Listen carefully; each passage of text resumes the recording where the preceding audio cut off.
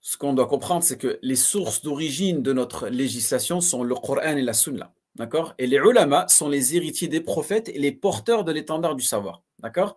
Et Allah subhanahu wa ta'ala a assisté les ulama à avoir une bonne maîtrise de la religion. Et chacun d'entre eux a eu la part qu'Allah subhanahu wa ta'ala lui a facilité.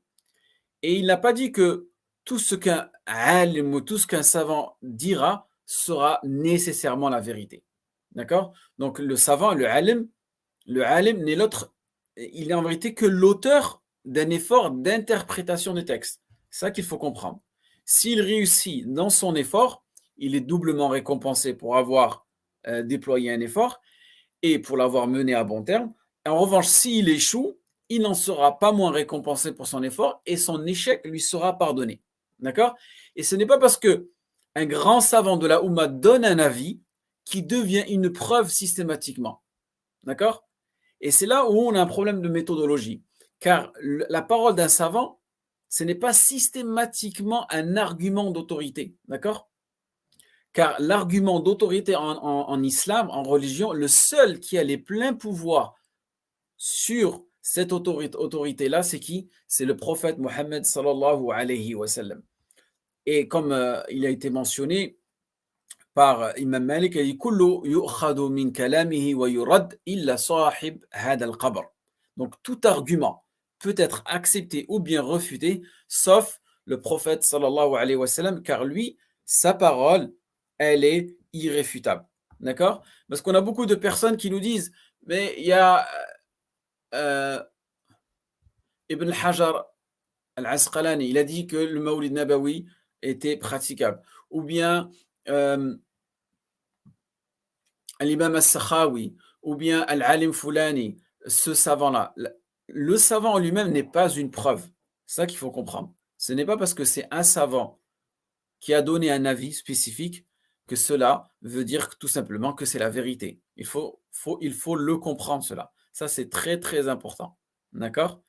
La parole d'un savant n'est pas une preuve en elle-même. D'accord? Aqwalul ulama yuhtaju laha.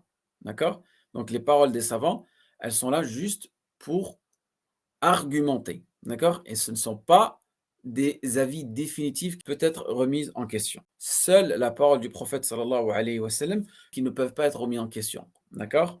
Ça, il est très très important de le comprendre.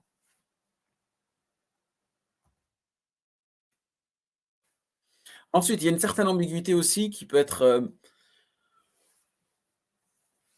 souvent mal comprise par beaucoup de musulmans, c'est que l'avis d'un savant, il peut être mal compris. C'est pour ça qu'il faudra analyser l'argumentation du savant. D'accord?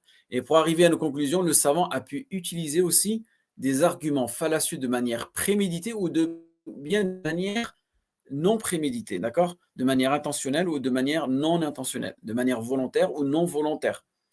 Car certaines personnes, elles ont tout simplement la manière dont elles vont argumenter ou tout simplement elles vont expliquer leur avis, ça sera basé soit sur des arguments solides ou bien des arguments fallacieux. Parmi les arguments fallacieux, nous avons ce qu'on dit, ce qu'on appelle les sophismes, d'accord? Ou bien les paralogismes. Donc, j'en suis sûr, vous avez tous dû peut-être étudier cela. Qu'est-ce qu'un sophisme? Donc, un sophisme, tout simplement, c'est un raisonnement logique volontairement faux, d'accord? Qui est fait pour induire l'interlocuteur en erreur. Et souvent, eh ben, elle utilise une proposition de départ fausse ou bien trop vague. D'accord? Ils vont te dire, toutes les fêtes qui te rapprochent à Allah subhanahu wa ta'ala en islam, elles sont bonnes. D'accord? Le Mawlid Nabawi est une fête, alors le Mawlid Nabawi est une bonne fête. Et c'est là où beaucoup de personnes te disent, mais on veut que se rapprocher d'Allah subhanahu wa ta'ala. Donc, vous voyez, ils commencent avec cette fausse déclaration. On ne veut que se rapprocher d'Allah subhanahu wa ta'ala. On ne veut que aimer le prophète sallallahu alayhi wa sallam. Ce jour-là, on veut juste éprouver de l'amour pour le prophète sallallahu alayhi wa sallam. Donc toi, lorsque tu entends cette phrase-là dans ton raisonnement, tu te dis, ben ouais, il n'y a pas de mal en réalité. Tu veux juste aimer ton prophète sallallahu alayhi wa sallam. Et c'est là le problème. Parce qu'en réalité, c'est un raisonnement qui est fallacieux.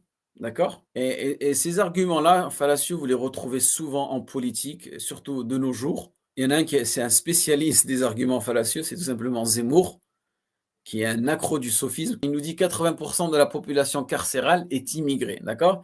Il nous dit la plupart des immigrés sont musulmans. Donc l'islam est la source de l'insécurité en France. Est-ce que vous avez entendu ce faux raisonnement qu'il utilise, Zemmour? Et quand je vous dis c'est vraiment un argument fallacieux, c'est là vraiment pour tromper les gens. Il y en a, ils font ça de manière intentionnelle et il y en a, ils font ça de manière vraiment volontaire. Et bien, il y a beaucoup de personnes qui y croient. Il y a beaucoup de personnes qui le suivent dans ce raisonnement-là. D'accord? Et c'est pour ça qu'aujourd'hui, le musulman a besoin vraiment d'hygiène mentale. D'accord? On a besoin d'apprendre à raisonner, d'apprendre à comprendre. On a besoin d'apprendre à tout simplement à argumenter, aussi à analyser. Lorsqu'une personne vient avec une preuve, est-ce que cette preuve-là, c'est une réelle preuve ou est-ce que c'est son avis à lui? Est-ce que c'est basé sur des sources ou pas? Vous voyez?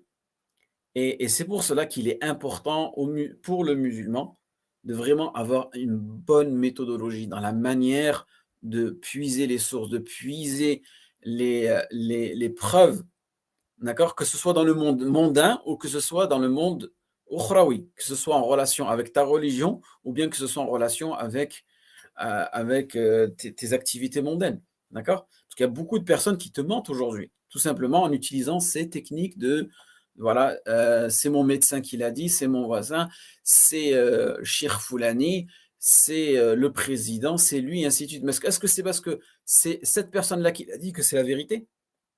D'accord? La vérité, on ne la connaît pas avec les gens. D'accord? On apprend à connaître la vérité et à travers la vérité, on connaîtra les gens de vérité. D'accord? Ça, c'est très important. Ensuite, il y a une autre ambiguïté qui revient souvent. Ce qu'il faut comprendre, c'est que dans les fondements, dans l'ilm usul, les cinq jugements juridiques que nous avons dans notre religion, c'est l'obligation, le recommandé, l'ordinaire et le détestable et l'interdit. D'accord? Donc, nous avons al-wajib, al-mustahab, al-mubah, al-makruh et al-muharram. Donc, chaque action que tu effectueras, d'accord, elle tombera sous l'un de ces cinq jugements juridiques. Ce sera ce que tu feras, soit une obligation, soit quelque chose de recommandé, soit quelque chose d'ordinaire, soit quelque chose de détestable, ou bien un interdit. D'accord? Et c'est pour ça que cette catégorisation que beaucoup de personnes utilisent entre bonne et mauvaise innovation, c'est quelque chose de nouveau aussi. Ça n'a pas été ajouté à ces cinq jugements-là. On n'a pas un sixième jugement qui s'appelle l'innovation, la bonne ou la mauvaise. D'accord? L'innovation, comme il a été mentionné dans le prophète sallallahu alayhi wa sallam, toute innovation est blâmable. D'accord? Et le prophète nous a dit même, toute innovation est un égarement. Et ici, kullu muhdathatin bid'ah. D'accord? Wa kullu bid'atin dalala. Et là, vous voyez, kul qui veut dire pas manger en langue arabe, mais qui veut dire toute. D'accord? Ici, c'est un article indéfini. Donc, toute forme d'innovation, petite, grande, bonne, mauvaise, elle est réprimandée dans notre religion. D'accord? Et comme je vous ai expliqué, la classification de la bid'a en religion de deux catégories est une bid'a aussi. Parfait?